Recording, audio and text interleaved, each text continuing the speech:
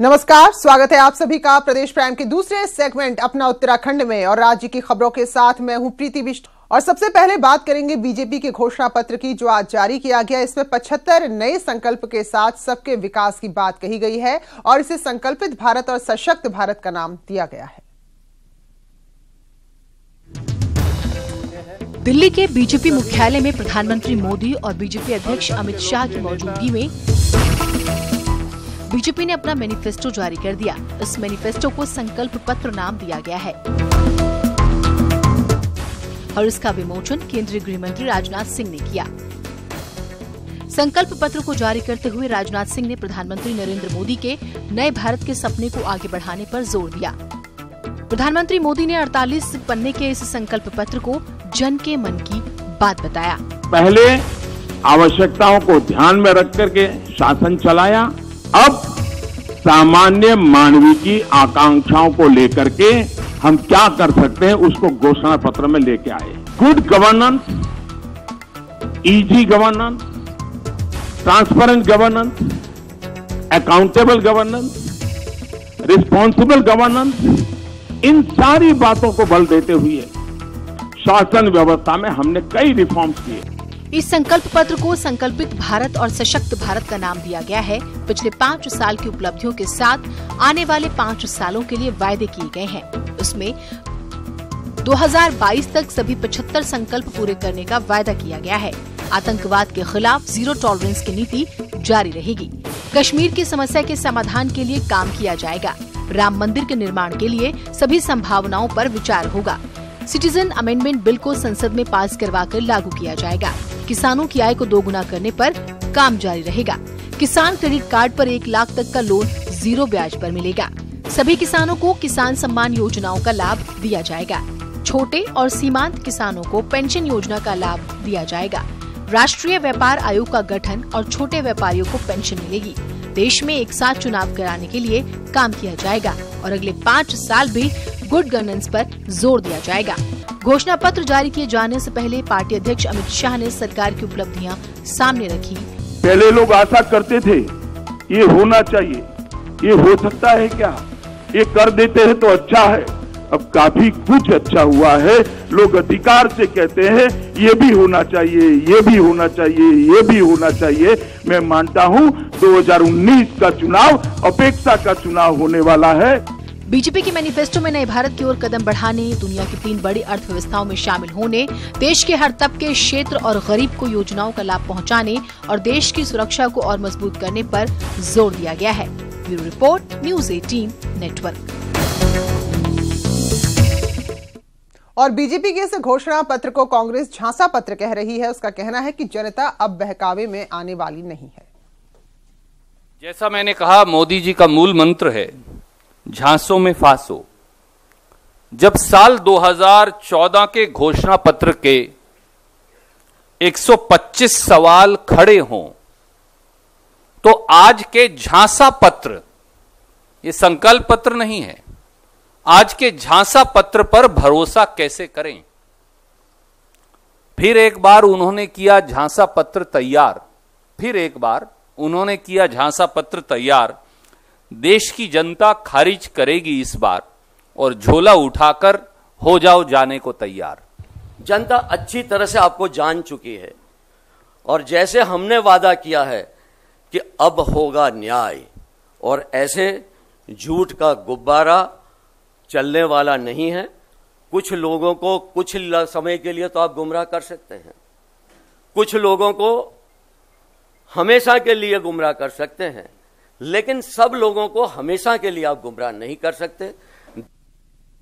वही चुनाव प्रचार का अंतिम दौर चल रहा है क्योंकि 11 तारीख को मतदान है राज्य में। तो ऐसे में नैनीताल उधम सिंह नगर लोकसभा सीट से बीजेपी प्रत्याशी अजय भट्ट के समर्थन में आज किच्छा पहुंचे थे भोजपुरी फिल्मों के सुपरस्टार और दिल्ली बीजेपी अध्यक्ष मनोज तिवारी।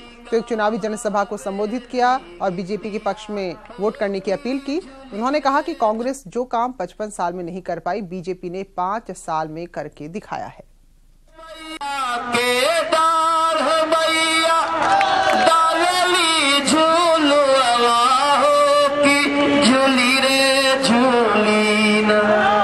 मैया गोरी गावेली गितिया हो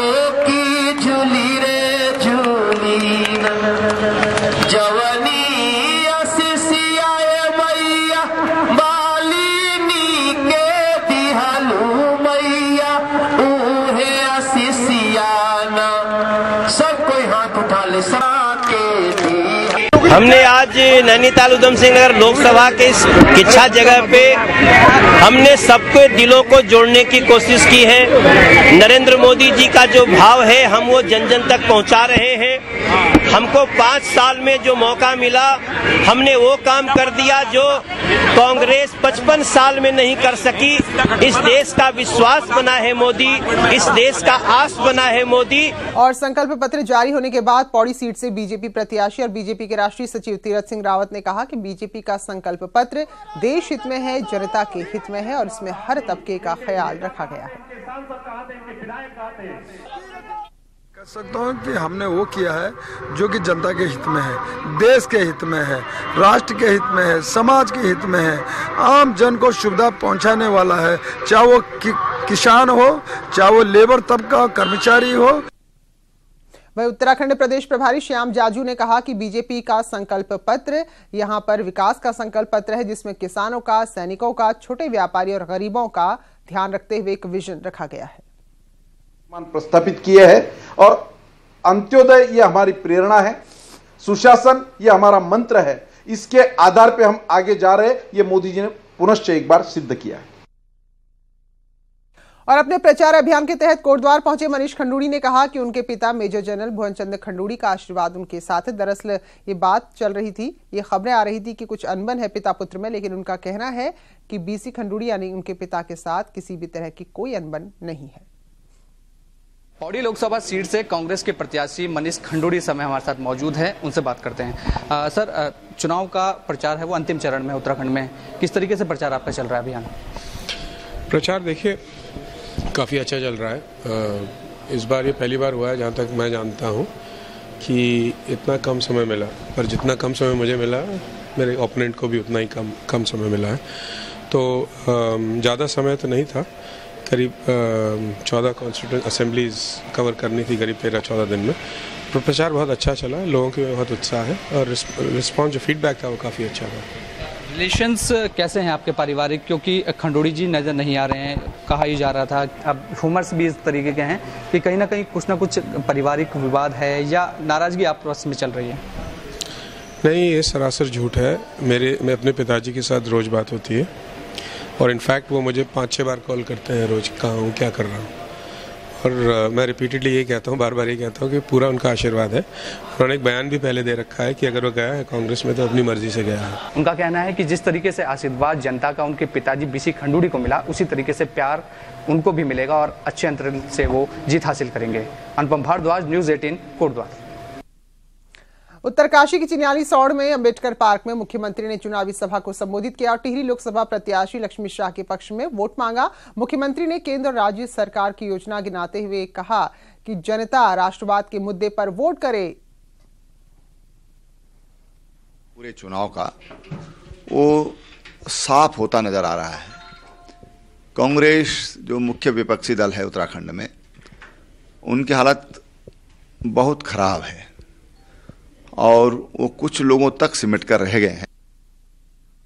और इस वक्त बड़ी खबर देहरादून से आ रही है। यहाँ कई लीटर शराब बरामद हुई। फ्लाइंग स्क्वाड आबकारी विभाग ने मिलकर छापेमारी की है और 25 लीटर से ज्यादा शराब बरामद की है। और वही आबकारी विभाग की बात करें तो 765 लीटर शराब बरामद की है। तो फ्लाइंग स्क्वाड ने 25 लीटर और आबकारी विभाग ने 665 लीटर शराब बरामद की है। तो देहरादून में ये कामयाबी मिली है और चुनाव से पहले जिस तरह से तमाम एजेंसियां अलर्ट है, उसके बाद कैश भी मिल रहा है, शराब भी लगातार बरामद की जा रही है। तो बड़ी खबर देहरादून से, जहां एक बड़ी खेप शराब की बरामद हुई है। फ्लाइंग स्क्वाड ने जहां 25 लीटर शराब बरामद की है, वहीं बात करें आबकारी विभाग की तो उसने भी अपनी छापेमारी के दौरान 765 लीटर शराब बरामद की है। तो चुनाव से पहले फ्रंट पर राजनीतिक दल भले ही साफ छवि के साथ वोटर्स को रिझाते हों, लेकिन जब दूसरे फ्रंट पर बात पहुंच जाती है तो राजनीतिक दलों की तरफ से लोगों को शराब और पैसा पहुंचाया जाता है और उन लोगों को खास तौर पर टारगेट किया जाता है जो आर्थिक तौर पर कमजोर होते हैं। तो देखिए न्यूज़ 18 की ग्राउंड जीरो से स्पेशल रिपोर्ट।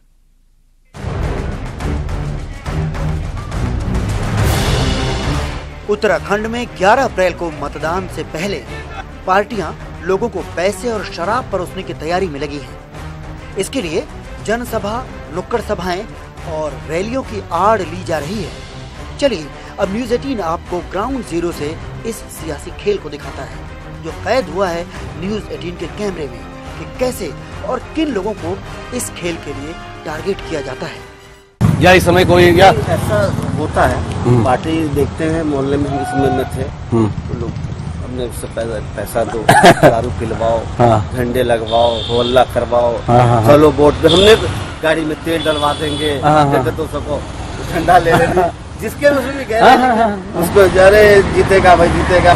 तो अच्छा, अगर हम पहले के चुनाव की बात करें, पहले चुनाव में मतलब जैसे पैसा और शराब वगैरह बढ़ती थी, वो पहले से स्टार्ट हो जाता था, आते होंगे लोग? नहीं, हो भी रहा है ना, हो भी रहा है, वो भी क्या होता है दिन में नहीं, थोड़ा बहुत यदि नजदीक आएगा वोट, थोड़ा बहुत चिले चपाले भाई देंगे, खाएंगे। रात को तो आने स्टार्ट हो गई, काला नजदीक काली रात। अच्छा, मतलब रात को आ रहे हैं लोग? आएंगे अभी तो नहीं आ रहे हैं जो। तो देखा आपने, न्यूज 18 ने आपके सामने उजागर कर दिया कि किस तरह शराब और पैसे के दम पर लोगों को बहलाया फुसलाया जाता है। अब आइए आपको सियासी दलों की प्रतिक्रिया भी सुनवा देते हैं।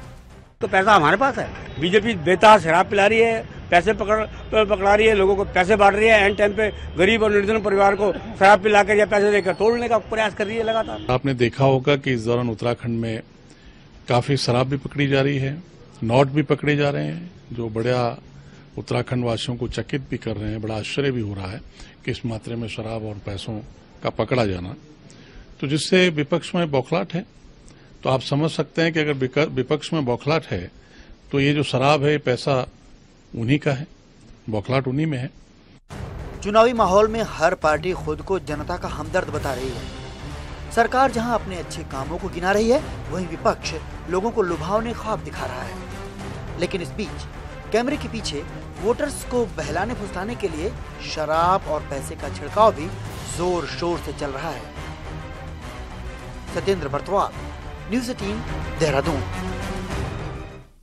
और उत्तरकाशी के जिला प्रशासन ने मतदान को लेकर तैयारियां दुरुस्त कर ली हैं। पुरौला के दूरवर्ती क्षेत्रों के लिए पोलिंग पार्टियां रवाना हो गई हैं और वहां क्योंकि कई ऐसे इलाके हैं जहां पैदल चलना होता है, तो ऐसे में कुल 18 पोलिंग पार्टी हैं जो आज ही रवाना कर दी गई हैं।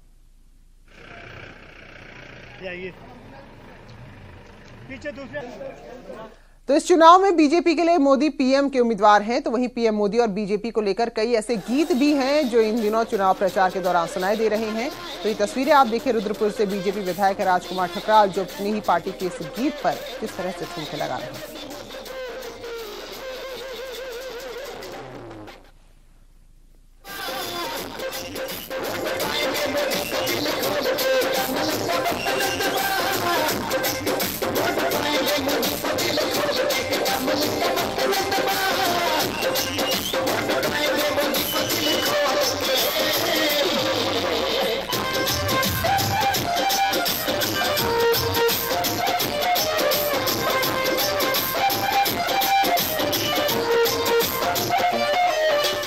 स्वागत है ब्रेक के बाद और अब बात करेंगे राज्य के मौसम की। तो जिस तरह से मौसम विभाग ने भविष्यवाणी की थी बिल्कुल सटीक साबित हुई। सुबह से चटक धूप के साथ दिन की शुरुआत हुई, लेकिन अचानक मौसम ने करवट बदली और दिन में ही अंधेरा छा गया।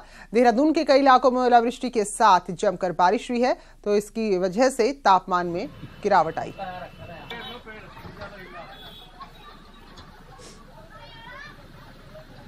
वहीं मसूरी में भी मौसम का मिजाज बदला है। सुबह हल्की धूप यहां जरूर थी, लेकिन उसके बाद बारिश शुरू हो गई और शहर में एक बार फिर से ठंड हो गई है।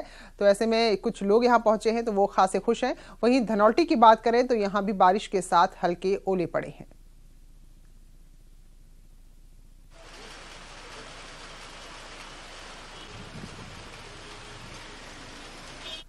तो चुनाव में हर दल को किसान याद आ रहे हैं, उनकी हित की बात हो रही है। लेकिन हरिद्वार के लक्सर में आज 65 साल के किसान ने बैंक के कर्ज को लेकर हुई धोखाधड़ी से परेशान होकर आत्महत्या कर ली। लक्सर के ढाड़ी की गांव के ईश्वर चंद नाम के किसान के नाम पर बैंक के एक दलाल ने 5 लाख रुपए का कृषि कार्ड लोन लिया था। बैंक ने किसान पर कर्ज वापसी का दबाव बनाया था। बैंक के दबाव से परेशान होकर किसान ने जहर खाकर खुदकुशी कर ली। पहले किसान ने सुसाइड नोट लिखा, अपनी जेब में रखा उस नोट को और उसके बाद दलाल का नाम लेकर उसे ही अपनी खुदकुशी के लिए जिम्मेदार ठहराया। तो अपना उत्तराखंड में अभी बस इतना ही। एक छोटे से ब्रेक के बाद हमारा खास कार्यक्रम महाबहस।